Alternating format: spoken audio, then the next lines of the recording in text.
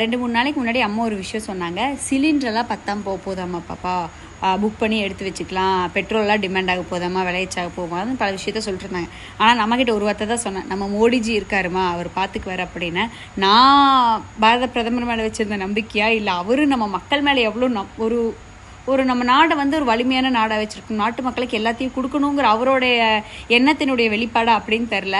நம்ம நாட்டுக்கு எதுவுமே ஆகாதுங்க. மோடிஜி இருக்கிற வரைக்கும் நம்ம நிம்மதியாக தூங்கலாம் அப்படிங்கிறத வந்து ப்ரூஃப் பண்ணுற மாதிரி கச்சா எண்ணெய்களை ஏற்றிட்டு 2 கப்பல் நம்ம இந்தியன் ஃப்ளாகோட இவ்வளோ பிரச்சனைகள் அங்கே நடந்துட்டுருக்கு. ஆனாலும் ஈரான் வழியாக வந்திருக்கு. ஒரு டிப்ளமசி கால் தான், ஜெய்சங்கர் அவர்கள் கால் பண்ணுறாங்க, விடுறாங்க, நம்ம கப்பல் 2 இந்தியா வந்தாச்சு. அப்போ நினச்சி பாருங்கள், உலக அரங்கில் நம்மளுடைய இந்தியா வந்து ஒரு விஸ்வ குருவான நாடாக மாறி இருக்கு அப்படிங்கிறது வந்து தவிர்க்க முடியாத உண்மையாக இருக்குது.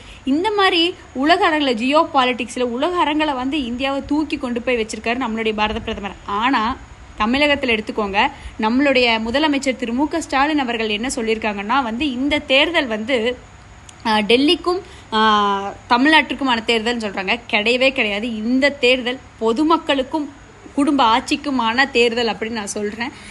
ஏன் அப்படின்னா, இவங்க ஆட்சிக்கு வந்ததுக்கு அப்புறமா இவங்க குடும்பம் மட்டும்தான் நல்லாயிருக்கு. தமிழக மக்களுடைய நிலைமை வந்து பெரிய கேள்விக்குறி தான்.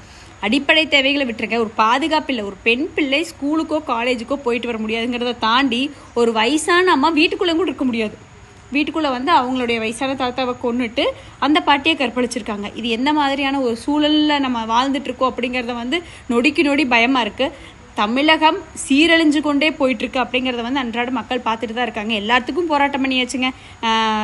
ஆசிரியர்கள் போராட்டம், செவிலியர்கள் போராட்டம், தூய்மை பணியாளர்கள் போராட்டம், பொதுமக்கள் போராட்டம். இன்றைக்கி எங்கள் ஊரில் வந்து குடிநீர் இல்லை, தண்ணி வந்து 22 நாள் 23 நாளைக்கு ஒருக்கா, 22 நாள் 23 நாளைக்கு ஒருக்கா தான் தண்ணி வருது. ஆனால் 2-3 நாளைக்கு முன்னாடி திராவிட முன்னேற்ற கழகத்தை சார்ந்த நபர்கள் எல்லாம் வந்து இங்கே லோக்கலில் வந்து முதலமைச்சர் மு.க. ஸ்டாலின் அவருடைய ஃபோட்டோ, துணை முதலமைச்சருடைய ஃபோட்டோ, அமைச்சர் திரு செந்தில் பாலாஜி அவருடைய ஃபோட்டோலாம் போட்டு ஒரு பேக்கில் பெரிய அண்டா கொடுத்துட்டு போயிருக்காங்க. இந்த அண்டாவுடைய சிம்பாலிக்காக நம்ம எப்படி எடுத்துக்கலாம் அப்படின்னு தெரில. அந்த ஒரு அண்டாவை வாங்கிட்டு நீங்கள் ஓட்டு போடுறீங்கன்னா அடுத்த 5 ஆண்டுகள் உங்களுடைய குடும்பத்தினுடைய வாழ்க்கையும் பாதுகாப்பையும் கேள்விக்குறியாக்க போகிறீங்க அப்படிங்கிறது ஒன்று. அண்டா கொடுத்தீங்களே, அந்த அண்டாவில் ஊற்றுறதுக்கு தண்ணி கொடுத்தீங்களா அப்படிங்கிறது ஒன்று இருக்கு இல்லையா? அதனால் மக்கள் எல்லாம் சிந்திக்கணும். இந்த மாதிரி இலவச பொருட்கள், பணம் இதெல்லாம் வாங்கி வச்சுக்கோங்க. ஆனால் ஓட்டு போடும்போது யோசிங்க, இந்த பொருள் உங்கள் ஓட்டுக்கான மதிப்பா அப்படின்னு யோசிங்க. 5 வருஷம் வாழ போகிறோம், அந்த வாழ்க்கைக்கான ஒரு சன்மானமாக இந்த கிஃப்டெல்லாம், இந்த பணம்லாம் அப்படிங்கிறத யோசிங்க. நன்றி, வணக்கம். இன்னொரு விஷயம், நம்மளுடைய பாரத பிரதமர் இருக்கிற வரைக்கும் பாரத தேசத்துக்கு எதுவும் ஆகாது. பட் பாரத பிரதமருடைய என்டிஏ கூட்டணிக்கு கீழே நம்ம தமிழகம் இருந்தால்தான் பாதுகாப்பு அப்படிங்கிறதையும் எல்லாரும் உதவி செஞ்சுக்கோங்க. நன்றி, வணக்கம்.